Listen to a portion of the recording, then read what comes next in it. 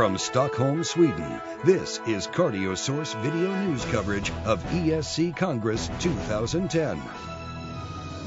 Well, we're here Sunday at the ESC with a wrap-up of today's late-breaking clinical trials, an exciting group of studies, that one of which was the look at genetics and clopidogrel. A big question has been, should there be genetic testing, and would there be reduced efficacy in patients with a reduced function allele where the drug levels of clopidogrel are lower? And this has been so hot with the black box notification and warning by the FDA, and whether that's even appropriate or not. Well, and exactly that question comes out because the findings were no difference in the benefit of clopidogrel in patients without versus with the reduced function 2C19 allele. So the same benefit was there, really calling into question how much this impacts the clinical benefit. And you know, perhaps this isn't so surprising, Chris, since the mutation accounts for only about 12% of the total effect of clopidogrel. So even without that, one would anticipate that some patients who had the mutation might have a good therapeutic effect, and in fact, that's been found to be true. That's exactly right, and that's where the interplay of platelet testing and genetic testing is really key. But for now, the straight-off genetic testing looks like it's less than mandatory, certainly. No question about it. Now, one of the positive trials that was presented had to deal with ivabradine. And ivabradine is a selective IF channel blocker for sinoatrial cells. So it really has the isolated function to reduce heart rate. And so this function was tested in patients with heart failure to assess the hypothesis that by lowering heart rate, patients with heart failure would do better. Several thousand patients were enrolled, and in fact, the patients who received ivabradine actually did a little bit better in terms of mortality and heart failure rehospitalizations. So a positive trial. One of the issues, Chris, being that the patients they enrolled had heart rates of 70 or above, so one wonders perhaps more beta blockers might have done the same thing. Well, it's an exciting finding. I think this agent isn't available in the United States, but it does bring to mind the quantitative issue of heart rate. You know, we do that with cholesterol and blood pressure, and we want to make sure people are on beta blockers at reasonable doses, but maybe we need to pay more attention to the heart rate. Yeah, well, certainly one of the positive findings in heart failure where we've had a bit of a dry spell in that area for some years. Right. Well, another interesting study looked at fish oil and omega-3 fatty acids given in margarine.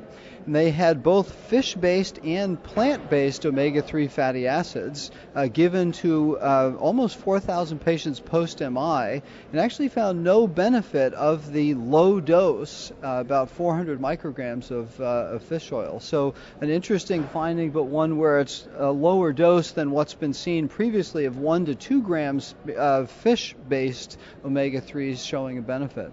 Yeah, and most people who are taking omega-3 fatty acids are taking them in substantially higher doses, and frankly aren't taking them through their physician or are just buying them at health food stores. So, and one wonders about the margarine. Was there some trans fats in the margarine that may have offset the benefits? So a negative finding on an agent that really doesn't have many side effects, so unlikely to make a huge difference in the marketplace. Right. Then I guess some positive news in the stem cell arena. Yeah. Again, we've been looking for positive news in the stem cell arena. And what was unique about the study that was presented here from Germany was that it was in patients with heart failure, primarily ischemic cardiomyopathy, and they managed to find a couple of hundred patients that were willing to receive stem cells with an intracoronary injection. Of course, they inflated a balloon to try to maximize the uptake of cells. And the comparison group were patients who were unwilling to receive the stem cells when offered.